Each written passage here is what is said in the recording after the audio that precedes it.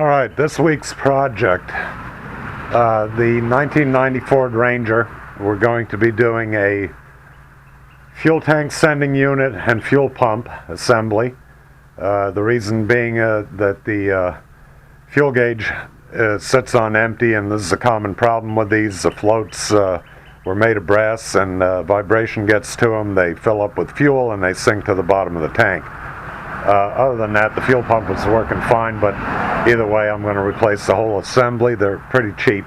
We're also going to replace the fill tube.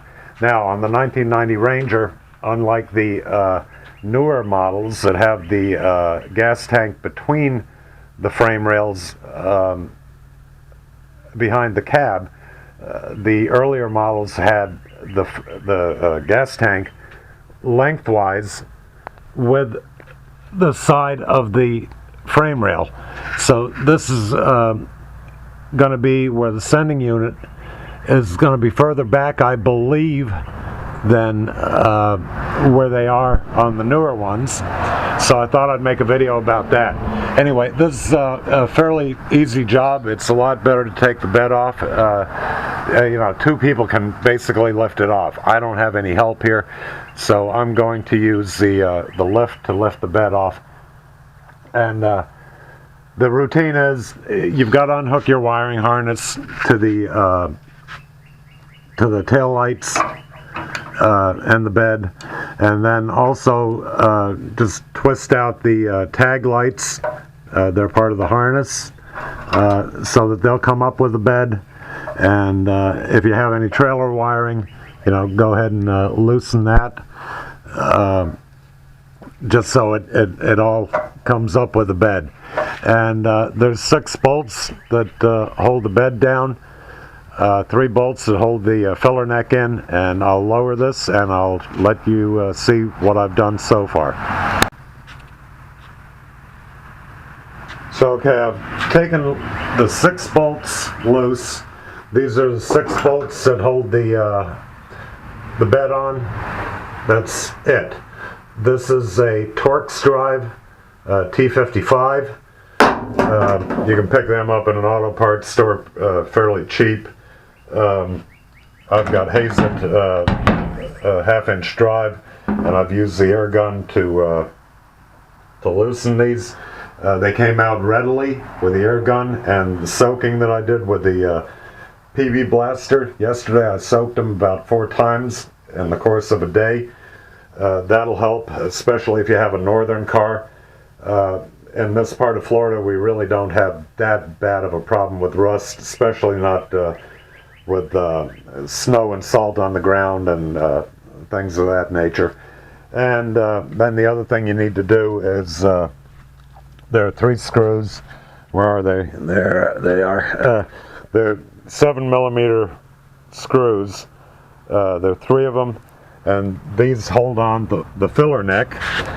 And you need to loosen that, and of course once you pick the bed up, you'll have to take the cap off and then put the cap back on, do your fuel pump, put your new hose on. The more you can keep things tightened up and gas fumes from escaping, the better off you are. So careful of any sparks, of course. So yeah, that's it. And now I've got to try to set up this lift to where it can pick the bed up. I hope my arms aren't too long. This is a 6-foot bed. It's not an extended cab. This is a 1990 Ranger Custom, and yeah, it does have the 2.3 in it. It's a little 4-banger, dual plug head.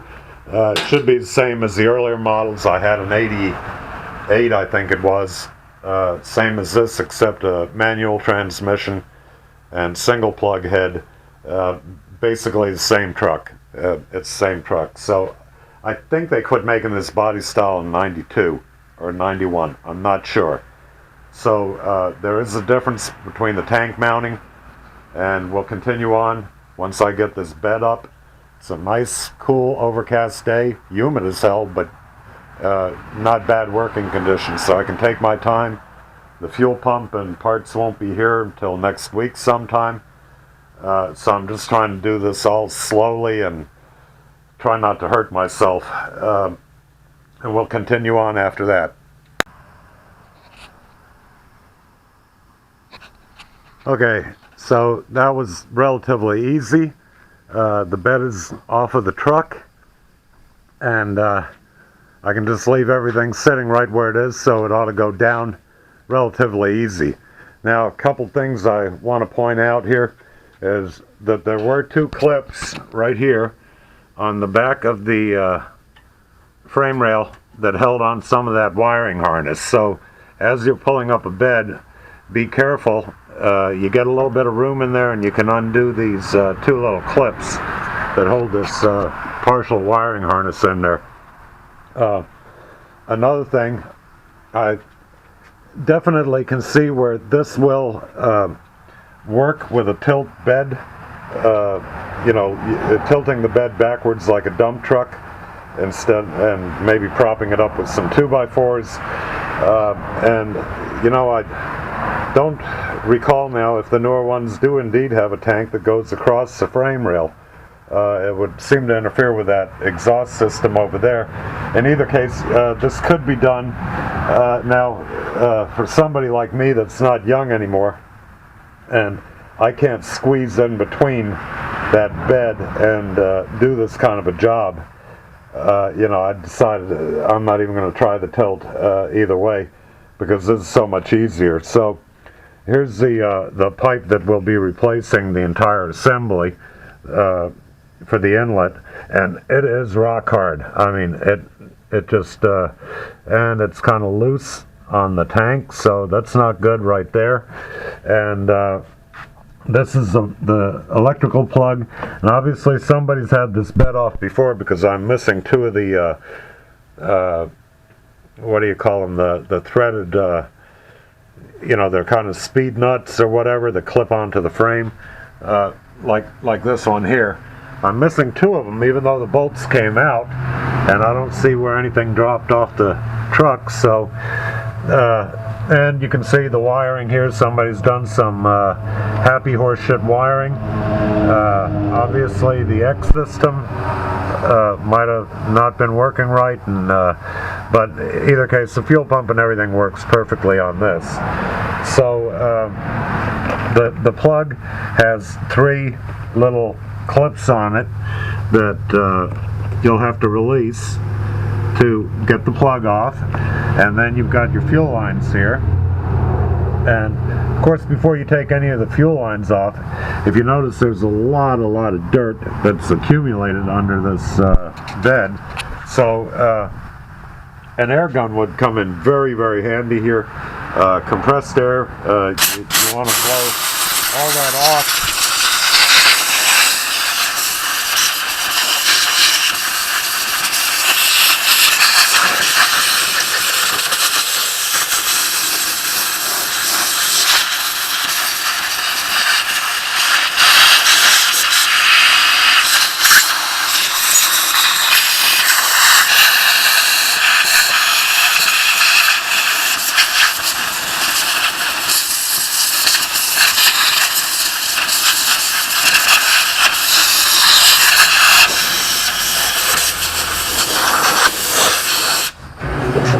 Okay, until you don't have any more loose debris. Now I got shit all over the camera, but an air compressor is definitely advantageous here.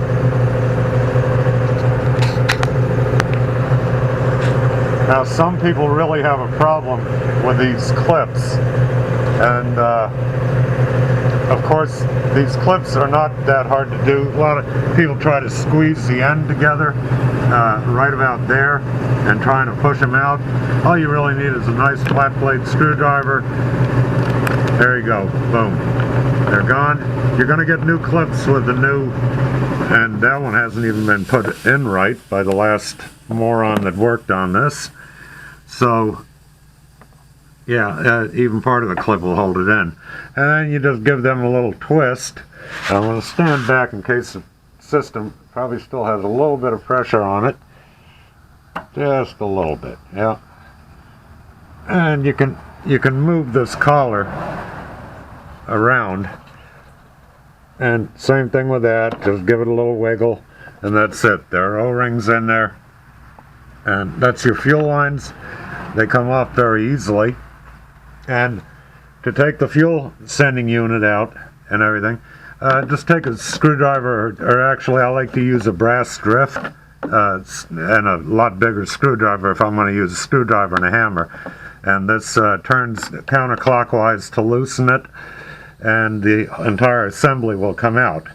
Now I'm going to soak my clamp in some penetrating oil, just so it comes off easier, and we'll continue on when the new parts get here.